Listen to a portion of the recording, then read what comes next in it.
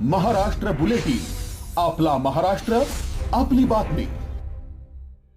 नाशिकच्या मनमाडमध्ये कायदा आणि सुव्यवस्थेचे धिंडवडे उडवणारी एक अतिशय धक्कादायक आणि संतापजनक घटना समोर आली आहे. एका 26 वर्षांच्या तरुणाची भर चौकात धारदार शस्त्रांनी वार करून निर्घृण हत्या करण्यात आली.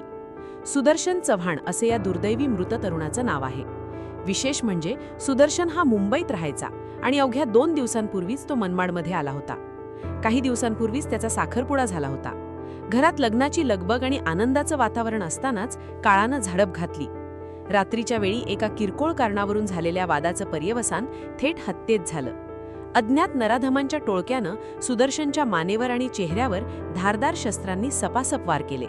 हा हल्ला इतका भीषण होता की सुदर्शनचा जागीच तडफडून मृत्यू झाला. या क्रूर हत्येनंतर संपूर्ण मनमाड शहर हादरलं असून नागरिकांमधून तीव्र संताप व्यक्त केला जात आहे. घटनेची माहिती मिळताच पोलिसांनी घटनास्थळी धाव घेतली असून रुग्णालयाबाहेर मोठा पोलीस बंदोबस्त तैनात करण्यात आलाय. भर रस्त्यात धारभार शस्त्रे घेऊन फिरणाऱ्या या गुंडांना पोलिसांचा धाक उरला नाही का, असा संतप्त सवाल नागरिक उपस्थित करत आहेत. महाराष्ट्र बुलेटिनसाठी गणेश केदारे, मनमाड. महाराष्ट्र बुलेटिन, आपला महाराष्ट्र, आपली बातमी.